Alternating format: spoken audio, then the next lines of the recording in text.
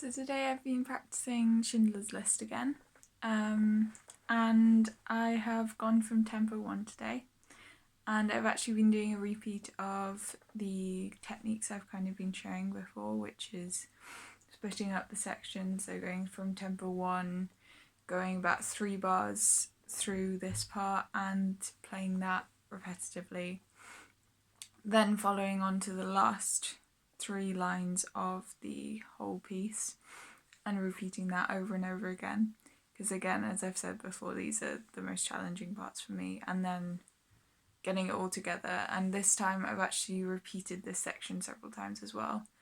Normally I'd kind of just run through this section once or twice, and this time I've actually put the 2 sections together and run through the whole thing. Well, the whole of this section anyway, the whole of tempo 1 section. And then I've actually been working on the 3 lines after tempo 1 have their bow changes and that kind of thing. So actually what the piece instructs is to do 4 notes slurred all together.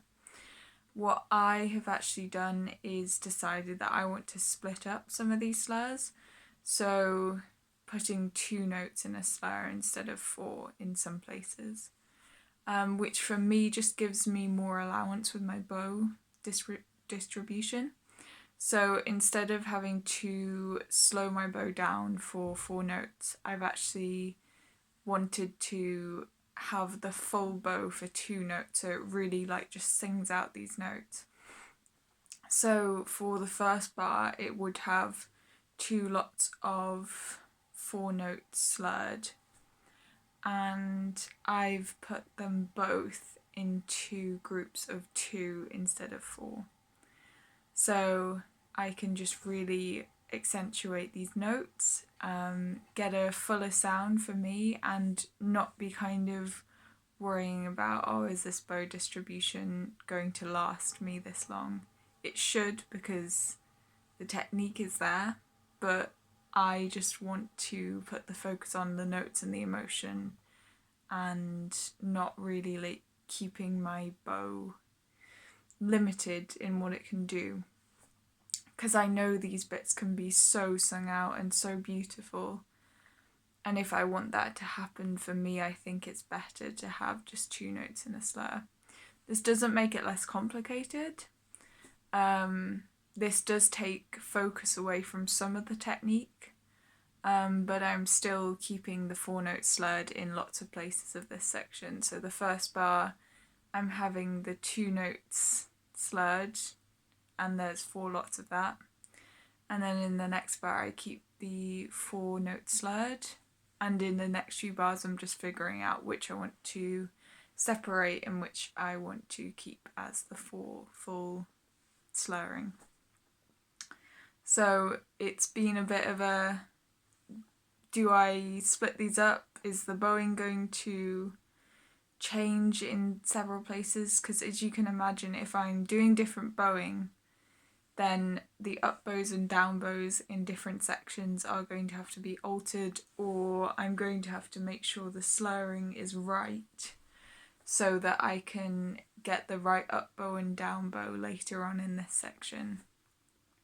So how I work this out is I write in the original up bow down bow later on in this section and try and aim to get on that bowing, because in the end of this piece it is essential to have the up, down, up, and then the up for the last note, and then you're ending on a down bow because you've got quite a long accentuated note. So semi-breathe is the last note, and then a dotted minim with a pause on it, which you have to hold that note out for so long that you need 2 bows.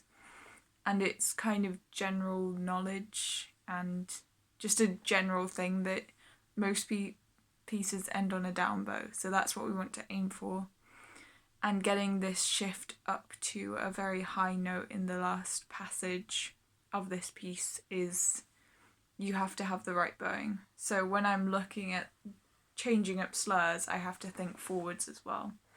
So I haven't got an exact slurring bowing pattern yet, but I'm figuring it out so that it fits in with everything else. It's going to take a few run-throughs and a few more practices to really solidify that, just so that I feel like I'm getting the full weight of what my bow can do, what the violin can sound like, so that I really feel like I've got the right slurs. And then looking at all the other bowing is essential to getting all this figured out as well. And that's what I've been really practicing today. I haven't really focused on much else. But I feel like I've been productive enough because I've worked out something that is going to move the piece forwards in terms of emotion, which is the main thing we want for this piece because it is my emotional piece for college. And technique and that kind of thing is very, very essential for it as well. But it's not the main focus of why I've chosen this piece, really. There's a lot of it involved, but taking away from certain parts of it is only going to help the emotion really ramp up, and I'm really excited to see where it ends up, really. Tomorrow in my practice, I think I'm going to do a kind of roundup of the week, so that's just going to involve like a lot of scale practice, as I normally do. I normally do like, at the moment, half an hour to 40 minutes of scale practice, and diminished and dominant sevenths. And then tomorrow I'm also going to run through the full lengths of my pieces. So I'm going to do Schindler's List, It Ain't Necessarily So, and up to where I've got of Nirvana, Smells Like Teen Spirit. So running through all of those tomorrow, because tomorrow's Sunday and I feel like that would just be a good way to round up the week, look at where I make mistakes, where it has to be improved, and then on Monday I start back and go through all the mistakes I might have made in the run-throughs and look, have I made them before? What can be improved? Where does my bow need to be in this section to make it sound the best that it can? Can we start working on emotion in certain pieces? Am I up to the right standard that I want to be at with technique to be able to start that part? So that's what I'll be doing. Bye.